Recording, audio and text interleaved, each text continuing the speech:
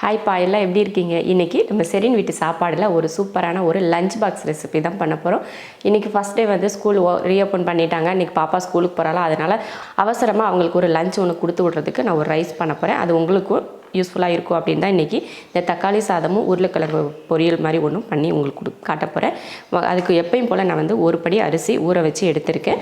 ஒரு 20 நிமிஷம் அரை மணி நேரத்துக்கு முன்னாடியே நீங்கள் அரிசி ஊற வச்சுக்கிட்டிங்கன்னா சரியாக இருக்கும். நான் அரிசி வந்து இப்படி 20 நிமிஷத்துக்கு முன்னாடியே ஊற வச்சுட்டு நம்ம தாளிச்செல்லாம் வர்றதுக்கு கரெக்டாக அரிசி ஊறியே இருக்கும். இப்போ நம்ம தாளித்து விட்டுறலாம். ஸ்டவ் ஆன் பண்ணி குக்கர் வச்சுக்கலாம். குக்கரில் தான் நம்ம தாளித்து விட போகிறோம். ரொம்ப ஈஸியான ரைஸ் இது. காலையில் நேரத்தில் சீக்கிரமாக எந்திரிச்சு ஒரு ரைஸ் செஞ்சு கொடுத்து அனுப்புனா இந்த மாதிரி ஒரு சிம்பிளான ஒரு ரைஸ் நீங்கள் வந்து லஞ்சுக்கு கொடுத்து அனுப்பலாம்.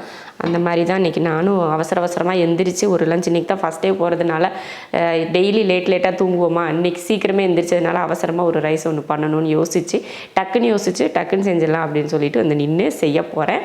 குக்கர் வச்சு எண்ணெய் ஊற்றிக்கலாம். எண்ணெய் காஞ்சதுமே கடுகு உளுந்து, ஒரு பெரிய வெங்காயம், அடுத்து பூண்டுப்பல் ஒரு 4-5 சின்னதாக கட் பண்ணியிருக்கேன், 3 பச்சை மிளகாய், கொஞ்சம் கருவேப்பிலை. இதை வதக்கி விட்ருவோம்.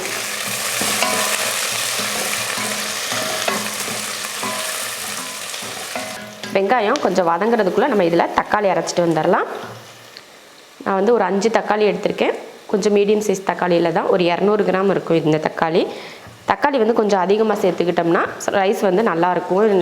உதிரியாக இருக்கிறப்போ அந்த வரவரன்லாம் இருக்காது. கொஞ்சம் தக்காளி நம்ம அதிகமாக சேர்த்துக்கணும். எப்போவுமே லஞ்சுக்கு கொடுத்து விட்றதுக்கு தக்காளி சாதம் பண்ணோன்னா கொஞ்சம் தக்காளி வந்து எக்ஸ்ட்ராவே சேர்த்துக்கோங்க. ஒரு தக்காளிக்கு 2 தக்காளியாக சேர்த்துக்கோங்க. அப்போ தான் வந்து மதியம் சாப்பிட்றதுக்கு அந்த சாதத்தில் கொஞ்சம் ஈரப்பதமாக இருக்கும். நீங்கள் ஒரே ஒரு தக்காளி இல்லை கம்மியான சாதத்துக்கு கம்மியான தக்காளி போட்டு நீங்கள் செஞ்சீங்கன்னா அந்த சாதம் வந்து மதியம் சாப்பிட்றப்ப ரொம்ப வர நல்லா காஞ்சு போய் வரன்னு இருக்கும். அதனால தக்காளி வந்து கொஞ்சம் எக்ஸ்ட்ரா சேர்த்துக்கோங்க. அப்போ தான் சாதம் வந்து ஈரப்பதமாக இருக்கும், நம்ம சாப்பிட்றதுக்கும் நல்லாயிருக்கும். இல்லைன்னா அந்த வரன்னு இருந்துச்சுன்னா நம்ம சாப்பிட்றப்ப விற்கும் பார்த்தீங்களா சாப்பிட்றப்போ. அதனால தான் இப்படி சேர்த்துக்கிறேன். நான் வந்து ஒரு 5 தக்காளி சேர்த்துருக்கேன் ஒரு படி அரிசிக்கு. இப்போ இதை அரைச்சிட்டு வந்துடலாம். பாருங்கள், நல்லா வதங்கிருச்சு. ரொம்ப ப்ரௌன் கலராக ரொம்ப பொன்னிறமாக வதக்க தேவையில்லை. இந்தளவுக்கு வதக்கிட்டால் போதும். இப்போ நம்ம அரைச்ச தக்காளியை இதில் சேர்த்துடலாம்.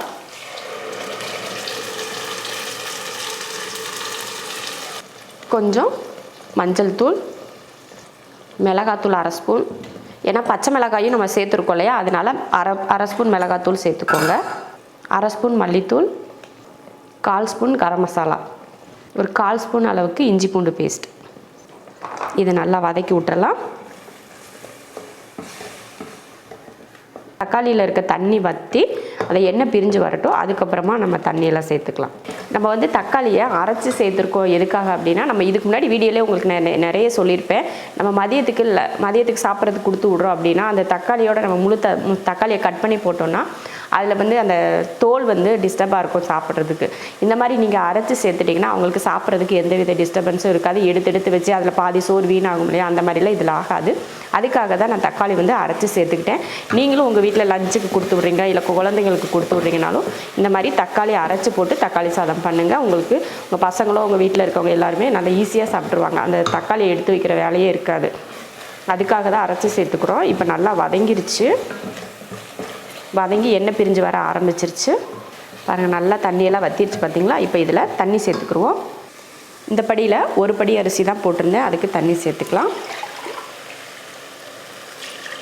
1 2. நம்ம எப்போயுமே நம்ம நார்மலாக சாப்பாடு பண்ணுவோம் பார்த்தீங்களா, அந்த அரிசி சேர்த்திங்கன்னா ஒரே அளவு தான். நம்ம சாதாரணமாக சாப்பாடு ஒயிட் ரைஸ் பண்ணாலும் சரி, இல்லை இந்த மாதிரி வெரைட்டி ரைஸ் பண்ணாலும் சரி, நம்ம நார்மலாக எப்போயும் பண்ணுற அரிசியில் பண்ணோம்னா கரெக்டான அளவு தான். ஒரு படி போட்டிங்கன்னா 2 படி தண்ணி, 1 டம்ளர் போட்டிங்கன்னா 2 டம்ளர் தண்ணி, இந்த மாதிரி தான் கணக்கு. இதே நம்ம பிரியாணி அரிசி இல்லை பச்சரிசி இந்த மாதிரி சேர்த்தோன்னா தான் தண்ணியோட அளவு வந்து மாறும். நீங்கள் இதில் பிரியாணி அரிசியில் பண்ணிங்கன்னா 1க்கு 1 மட்டும் நீங்கள் ஊற்றிக்கிட்டால் சரியாக இருக்கும். தண்ணி ஊற்றியாச்சு. இப்போ அரிசி போட்டுடலாம். அரிசி பார்த்திங்கன்னா நல்லா ஊறிடுச்சு. இப்போ தண்ணியை வடிச்சிட்டு சேர்த்துக்கலாம்.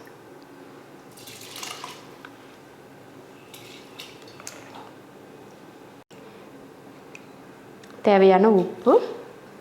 இது வந்து இப்போ ஒரு கொதிக்கு வரட்டும். அதுக்கப்புறமா நம்ம குக்கர் மூடி போட்டு விசில் போட்டுக்கலாம்.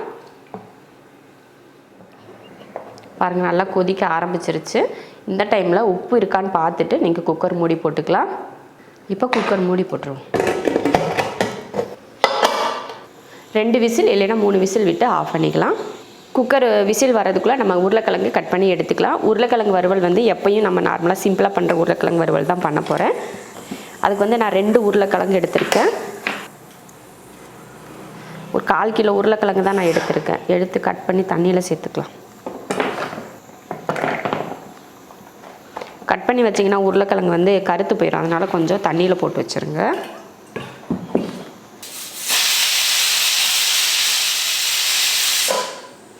மூணு விசில் வந்துருச்சு. இப்போ மாற்றி வச்சுட்டு நம்ம வறுவல் பண்ணிடலாம். உருளைக்கிழங்கு வறுவல் பண்ணுறதுக்கு எண்ணெய் ஊற்றிடலாம். நல்லா எண்ணெய் ஊற்றி எண்ணெய் காஞ்சிச்சு. அதில் கொஞ்சம் இஞ்சியும் பூண்டையும் தட்டியிருக்கேன், அதையும் சேர்த்துக்கலாம்.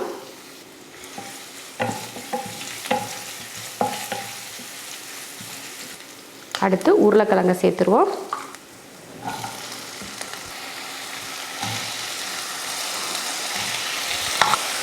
அடுத்து நம்ம கையில் ஒரு கைப்பிடி அளவுக்கு பச்சை பட்டாணி சேர்த்துக்கிறேன்.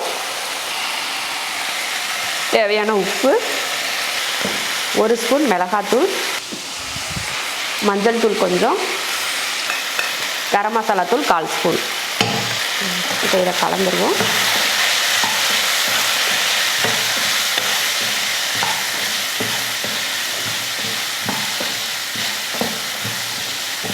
இந்த மாதிரி உப்பு மசாலாலாம் போட்டு கலந்து விட்டதுக்கப்புறம் இதில் தண்ணி சேர்த்துக்கலாம். ஒரு 1/2 டம்ளர் அளவுக்கு தண்ணி சேர்த்துக்கோங்க. ஒரு 1/2 டம்ளர் அந்தளவுக்கு சேர்த்துக்கிட்டிங்கன்னா போதும். இந்த காய் வெந்து வத்துறதுக்கு சரியாக இருக்கும். நம்ம வந்து பச்சை பட்டாணி தான் போட்டிருக்கோம், அதனால அந்த காய் வேகிறதுக்குள்ள பட்டாணியும் சீக்கிரமே வெந்துடும். இதே நம்ம காஞ்ச பட்டாணியை ஊற வச்சு நம்ம சேர்க்குறோம் அப்படின்னு நினச்சிங்கன்னா நீங்கள் முதல்ல ஊற வச்சுட்டு கொஞ்சம் வேக வச்சு இதில் சேர்த்துக்கோங்க. இந்த மாதிரி பட்டாணினா உடனே நம்ம சேர்த்துட்டு சீக்கிரமாக வெந்துடும். இப்போ இந்த தண்ணி வற்றி வேகிறதுக்கு வந்து சரியாக இருக்கும் டைம். இப்போ மூடி வச்சிடலாம். தண்ணி வத்துற வரைக்கும் வேகட்டும். அப்பப்போ எடுத்து கிளறி விட்டுக்கலாம்.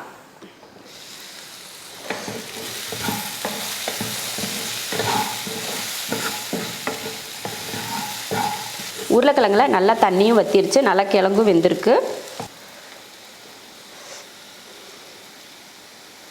பாருங்கள், நல்ல மாவாக வெந்திருக்கு. அதே போல் பட்டாணி அப்படி தான் வேகிறதுக்கு லேட்டெல்லாம் ஆகாது. சும்மா நம்ம 2 வதக்குனாலே வெந்துடும். அந்த மாதிரி தான் ரெண்டுமே வெந்துருச்சு. இப்போ அடுப்பை ஆஃப் பண்ணிடலாம். இப்போ வந்து சாதமும் ரெடி ஆயிடுச்சு, உருளைக்கிழங்கு பட்டாணி வறுவலும் ரெடி ஆயிடுச்சு. இப்போ அடுப்பையும் ஆஃப் பண்ணியாச்சு. இப்போ வந்து ஒரு லஞ்ச் வந்து கம்ப்ளீட்டாக முடிஞ்சிருச்சு. இப்போ நம்ம வந்து டிஃபன் பாக்ஸில் போட்டு எடுத்துக்கலாம். இப்போ கிட்டத்தட்ட இந்த சாதமும் ரைஸும் பண்ணுறதுக்கு எவ்வளோ நேரம் ஆயிருக்கு தெரியுங்களா? 1/2 மணி நேரத்துக்குள்ளேயே ஒரு லஞ்ச் வந்து நம்ம செஞ்சு முடிச்சிட்டோம். இதுவே நம்ம நார்மலாக சும்மா செய்கிற மாதிரி இருந்தால் இது ஒரு பக்கம் நம்ம செஞ்சுட்டே இருக்கனால ஒரு 10லேருந்து 15 நிமிஷத்துலேயே ரெடி ஆயிரும். நம்ம காலையில் எந்திரிச்சதுமே ஒரு டீ வைப்போம். டீ வச்சு எல்லோரும் கொடுத்து முடிக்கிறப்போ டீ வைக்கிறப்பயே அரிசியெல்லாம் ஊற வச்சிட்டோம்னா நமக்கு ரொம்ப ஈஸியான வேலையாக முடிஞ்சிடும். ஸ்டீமும் இறங்கிருச்சு பாருங்கள். இப்போ எடுத்துடலாம். ஆஹா, கலர் பாருங்கள் எவ்வளோ அருமையாக இருக்குது. இந்த கலரு பார்க்குறதுக்கே சூப்பராக இருக்குது.